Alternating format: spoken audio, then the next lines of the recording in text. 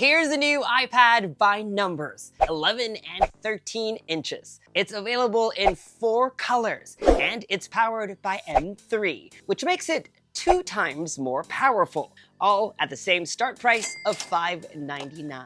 Numbers don't lie, but they don't quantify the experience. They don't answer questions like, what's it like to use the new iPad Air? And if I'm really interested in an iPad, which model should I buy? Well, that's what I'm here for. Hi, I'm MICHAELJOSH, your gadget matchmaker, and over the last decade, I've made it my job to show people around the world that tech can be easy, fun, and exciting. On this channel, I give you special access to the products I review, the events I attend, and all the interesting people I get to meet along the way. So, if you're shopping for a new iPad, give this channel a like and subscribe, and I'll help you find the right one to match your needs. This is my 2025 M3 powered iPad Air review.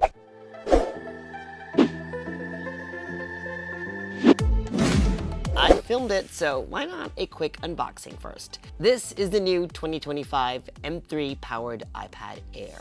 Our box features an iPad with wallpaper in browns and oranges, which will match the iPad Air inside. Let's rip off these seals so we can take a closer look.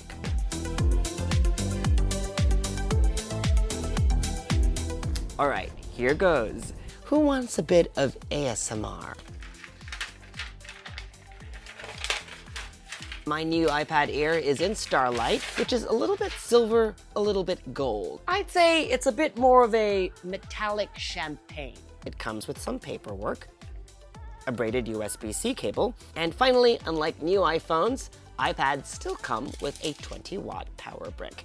I also have to unbox the new Smart Folio for iPad Air in this fresh color, Sage.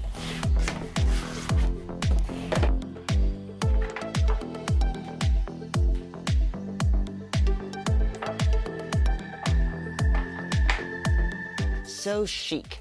Finally, we've got the new Magic Keyboard for iPad Air. This one looks similar to previous iPad Magic Keyboards, but it's the first made specifically for the Air. More on that later.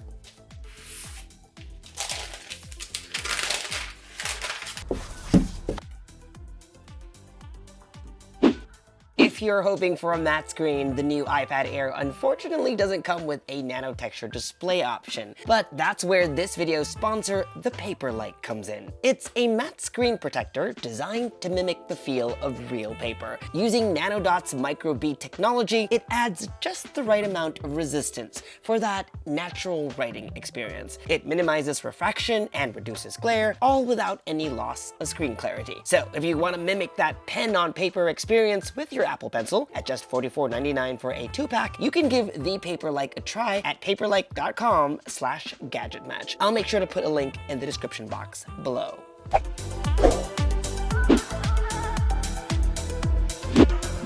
If the cover art on the box design is any indication, this year's iPad refresh, which by the way comes just 9 months after the last one, is really meant to be a soft refresh. The 2024 and 2025 iPads are exactly the same, apart from the new M3 chip, and the words iPad Air engraved on its back. But if you're not up to date with the iPad Air, don't worry, here's a quick recap.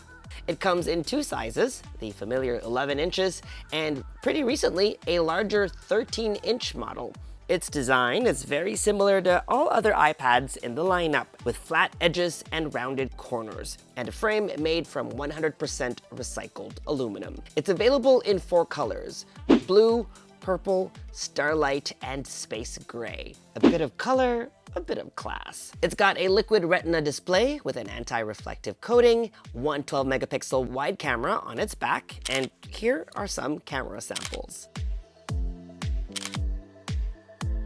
Now, I don't use my iPad to snap photos. I usually just use it to snap photos of documents, which is probably what it's meant for, but there are a host of apps that use the camera, like Notability, which lets you take a photo of your whiteboard and convert that into a note. It also has a 12 megapixel center stage camera up front, which is perfect for FaceTime calls. It's the kind that follows you around as you move around a frame, and it also expands if another person walks into frame. It's got 2 speakers, which fire from grills on both sides, and here's what they sound like.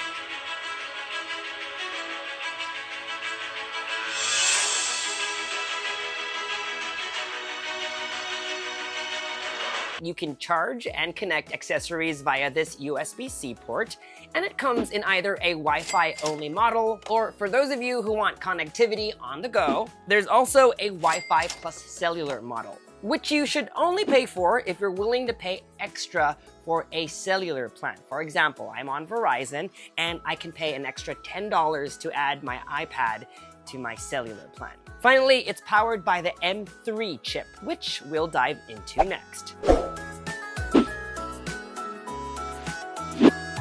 The new 2025 iPad Air models are powered by the M3 chip, which for context also powered the MacBook Air until recently when it switched to the M4 chip, and those Macs are launching later this week.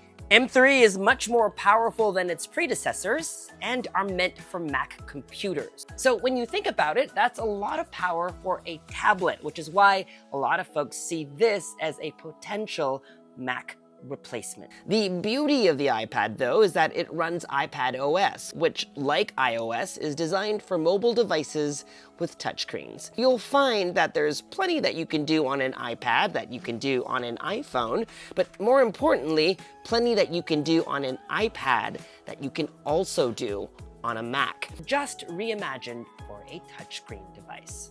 That can be Apple's suite of productivity apps like Pages or Keynote, or pro apps like Final Cut and Logic Pro. The iPad has also birthed a host of incredible photo editing apps, education apps, and note-taking apps. And of course, there's plenty of games too. And because of that M3 chip, it means AAA titles like Resident Evil and Assassin's Creed Mirage play great on them. Pair the iPad Air with a game controller, and you're on your way to hours of enjoyment. Finally, M3 powers Apple Intelligence, which is really going to transform the way you do things across all Apple devices today and more so in the future. There's so much you can do on an iPad, and in previous videos, we've gone over some stuff that you typically do with a tablet. Things like reading books, or magazines, or comics, or watching videos. Speaking of, over the winter, I've been taking my 13-inch iPad Air with me to the gym. Our treadmills don't have screens, so I bring my iPad with me and fire up my favorite TV shows, and it really helps pass the time, especially when I'm running for about 2 hours. Anyway, I digress. In the next chapter, I want to go over more examples of more things that you can do with your iPad, why I love it so much, and why I still think it's the iPad for most people.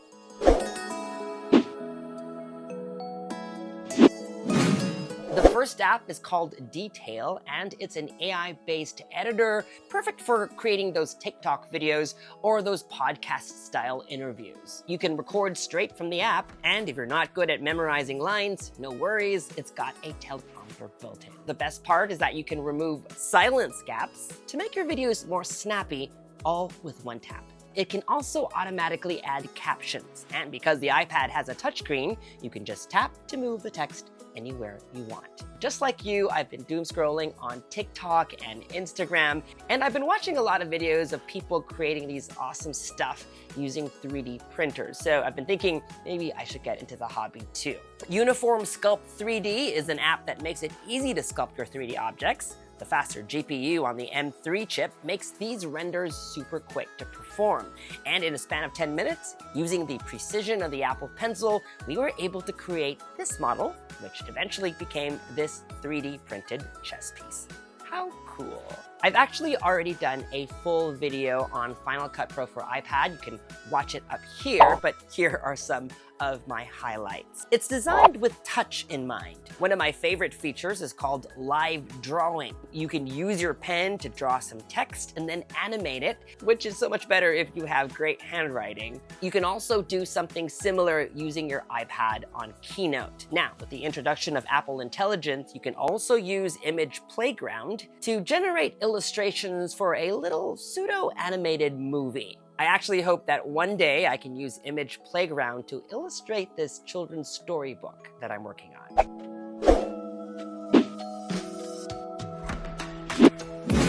Speaking of Apple Intelligence, because it's just recently rolled out on the iPad, I figured this is the perfect time to go into some of its features. Recently, I attended this terrarium building class where I built this guy.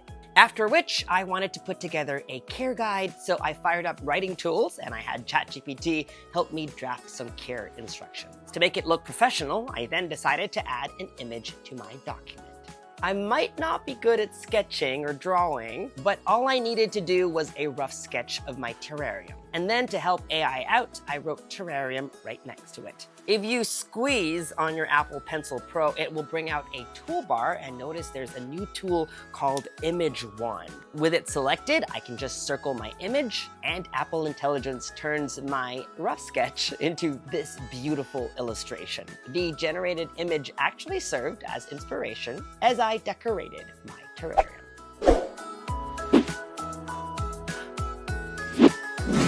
The iPad experience is not complete without two essential accessories. iPad plus Apple Pencil is the perfect combination for creators who love to sketch or paint. But even if you don't know how to, Apple Pencil is still an accessory that's got plenty of uses.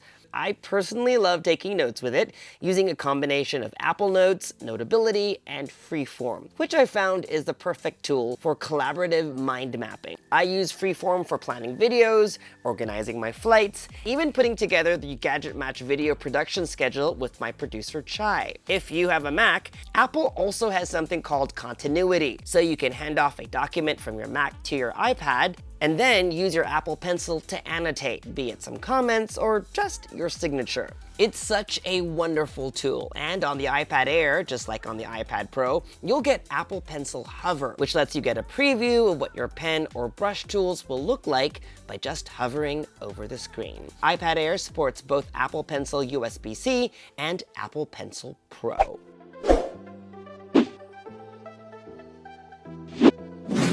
There's also a new Magic Keyboard designed specifically for iPad Air. Notice the camera cutouts fit perfectly. The previous one was actually designed for the iPad Pro, and that's been updated already. This new one sports the same function row. The keys still glow in the dark for those low-light work sessions, has a built-in trackpad, and then there's this pass-through port for charging, so your cable doesn't need to hang out like this. It charges just as fast and frees up the port for other things. The keyboard also props up your iPad, and its angle can be adjusted, so it functions just like a laptop. This new Magic Keyboard is cheaper than previous models, but I will admit it is still pricey. That said, I still recommend it, especially if you do a lot of writing. While you can't multitask as easily on an iPad as you can do on a Mac, the Magic Keyboard really elevates the experience to near laptop computer-like levels. And when you want to just use it as a tablet, it just snaps off like this.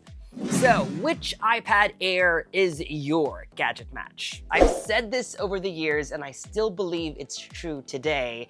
The iPad Air is the iPad for most people. While I don't mind that the iPad Pro is thinner and lighter, this device is called the iPad Air for a reason and should live up to its name.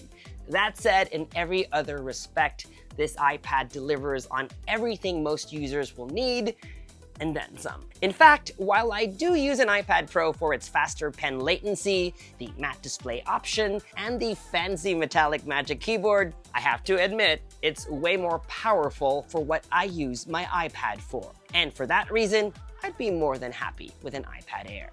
I believe the 11-inch model is still the sweet spot for most folks.